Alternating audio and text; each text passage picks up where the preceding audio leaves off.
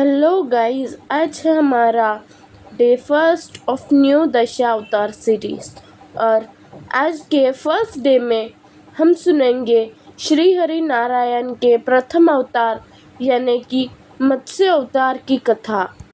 यह कथा आपको बताएगी कि कैसे जन कल्याण के लिए श्री हरि विष्णु ने मत्स्य अवतार धारण किया था। तो आइए सुनते हैं हमारी आज की कहानी। तो यह बात उस दौर से शुरू होती है जब प्रथम मनु यानी कि देवव्रत प्रथम आदमी जब हमारे पृथ्वी पर राज कर रहा था। एक बार वह संध्या अर्घ देते समय एक नदी में खड़ा खड़ा अंचुली में पानी भर रहा था। तभी उसके अंचुली में एक छोटी सी मछली आई और जब देवव्रत ने देखा कि मेरे अंचुली में मछली आ चुकी है तो उसने तुरंत ही उस मछली को वापस तालाब में डालने का निर्णय लिया। तभी वह मछली बोल पड़ी, राजन, मुझे वापस जल में मत डालिएगा। इस जल के बड़े बड़े जीव मुझ छोटी मछली को खा जाएंगे। मुझे प्राणदान दे महाराज। तभी राजा देवव्रत मनु को उस मछली पर दया आ गई और उन्होंने उस मछली को अपने कमंडल में रख दिया। अब राजमहल वापस लौटते लौटते रात का समय हो गया। राजमहल पहुंचते ही महाराज उस कमंडल की मछली को अपने बिछौने के पास रखकर सो गए और जब सुबह उठे तो उस मछली के आकार को देखकर अचरज में आ गए। उन्होंने देखा कि इस मछली का आकार तो कमंडल से भी बड़ा हो गया है और वह मछली तड़प तड़प कर यह कह रही है कि महाराज, मुझे बड़े पात्र में डालिए वरना मैं जल की कमी से मर जाऊंगी।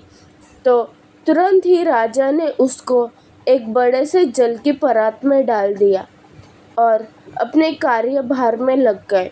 और जैसे ही दोपहर हुई और राजा अपने कक्ष में आए तो देखा कि वह मछली परात से भी बड़ी हो चुकी है और वहाँ भी छटपटा रही है।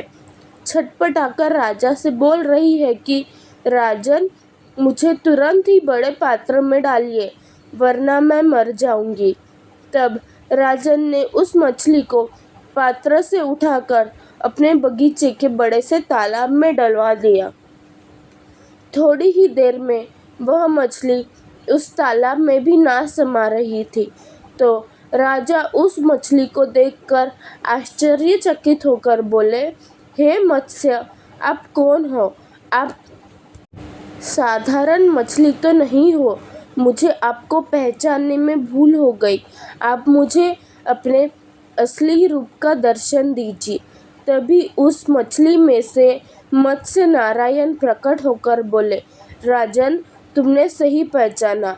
मैं मत्स्य नारायण हूँ और आपसे यह कहने आया हूँ कि आज से 7 दिन बाद भारी जल प्रलय आएगा जो पूरी सृष्टि को ले डूबेगा।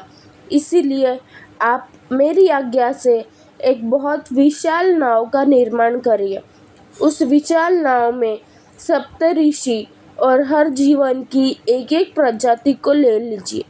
उन सारी प्रजातियों से जब जल प्रलय समाप्त होगा तो आप नए पृथ्वी का आरंभ करेंगे।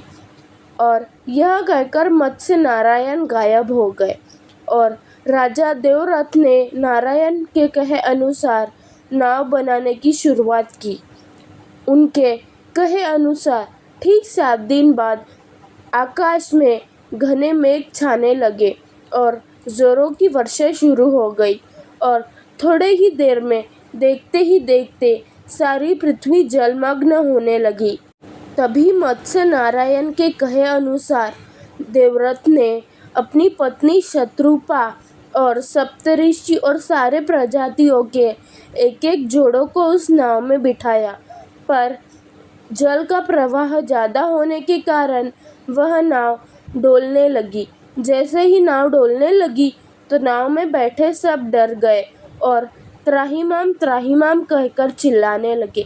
जैसे ही सबने एक साथ चिल्लाना शुरू किया तभी वहाँ मत्स्य नारायण प्रकट हो गए। मत्स्य नारायण के सर पे एक बड़ा सा सिंह था। उन्होंने नागराज वासुकी को अपने साथ बुलाया। वह नागराज वासुकी का एक छोर अपने सिंग से बांधा और दूसरा छोर नाव से बांधा और 7 दिनों तक लगातार उस अंधाधुंध बारिश में नाव को लेकर चलते रहे और उस 7 दिन के भीतर उन्होंने चारों वेदों का ज्ञान और पृथ्वी के नवनिर्माण का सारा ज्ञान देवव्रत मनु को बताया। अब उस 7 दिन के महाप्रलय के बाद पूरी सृष्टि जलमग्न हो चुकी थी। उस जलमग्न पृथ्वी से मत्स्य नारायण ने एक नई पृथ्वी का नवनिर्माण किया और मनु ने उस ज्ञान के द्वारा जो मत्स्य नारायण ने बीते 7 दिन में उन्हें बताया था, उसी से पृथ्वी का नवनिर्माण किया।